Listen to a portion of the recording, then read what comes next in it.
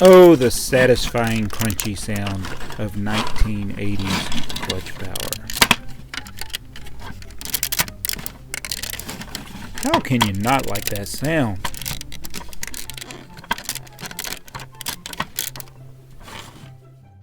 Hey, it's BrickTsar. In this video we're going to be looking at a classic 1980s LEGO set. It's a Fabuland set. Steamboat Willie. Well, actually that's not the name. It's not called Steamboat Willie. I just like the movie Buster Keaton did. It's set 3673. The Steamboat has a walrus, 2 monkeys, 61 pieces, and it makes a steamboat, which we'll test to see if this boat floats at the end of the video.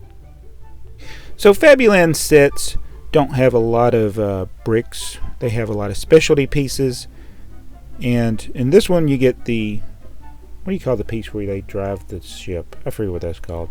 But you got the little steamboat parts, which I think is pretty neat. The wheel that turns the steamboat. What's the technical name for that? Steamboat wheel. You get little accessories for the monkeys to do when they're swabbing the decks.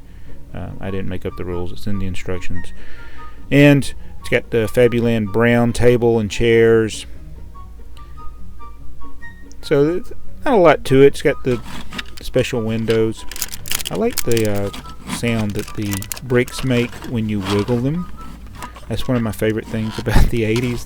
The clutch power of the bricks was different, and you get that satisfying scrunchy, crunchy sound. I don't know how you describe it, but I just like doing that.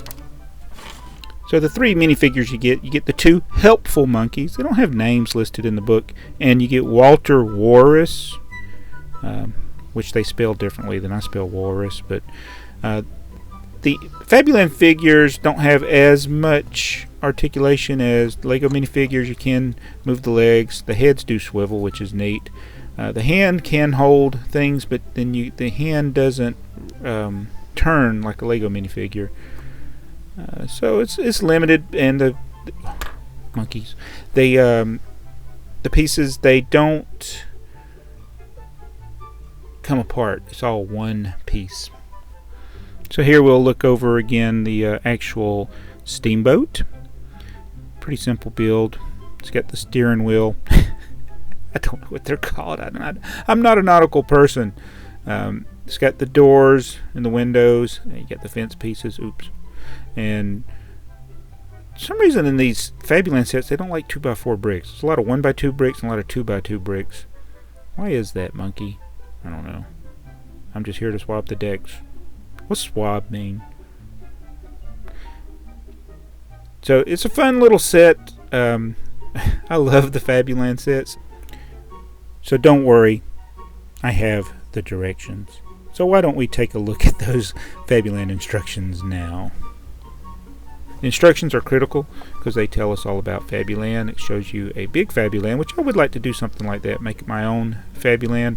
Now I'm curious as where these kids got these books. I don't remember these books. Had to be a European thing. Alright, so here's where we get the story of Walrus, the captain of the big ship, and he decides where to go. Oh, it is a steering wheel. And Captain Walter is, I like how they spell Walrus, R-O-S there, but it's got those 2 helpful monkeys. And you see, he puts the monkeys to work building, somebody wrote on this thing, building the ship. And this is the way the Fabuland instructions were done quite often, like in most of them, where it shows the characters building the main build throughout the thing. And that would be neat if somebody did a stop motion like that. It'd be pretty cool. But they kind of skip a lot of steps getting to the end. And then it shows you some alternate builds that you can do with the same pieces from the set. Why are the monkeys always doing the work? Walter just kind of sipping and enjoying the beverages while the monkeys do all the work. It's not fair.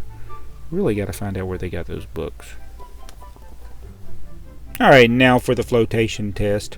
I put it in the sink, and I did let the water from the sink get into the boat while we were filling the sink up, but it didn't matter. This thing would not float. Even when I dumped the water out, it's just not designed to float, even though in the instruction manual it did kind of show it floating on water that was more for imagination purposes. So this is not a boat that floats. It's one that sinks, and sinks pretty quickly. So here we'll take it with all the water drained out, and it just immediately sinks. So that's a look at a vintage Lego set. Over 30 years old, can you believe it? I mean, I was a junior in high school when this set came out, so it's pretty old. Tell me what you think about it. I know a lot of people, they're not like crazy into Fabuland, but Fabuland has a special appeal just because of these anthropomorphic figures that are in it. You get a lot of special elements that were not in any other sets, which is pretty neat. Not a lot of neat utensils.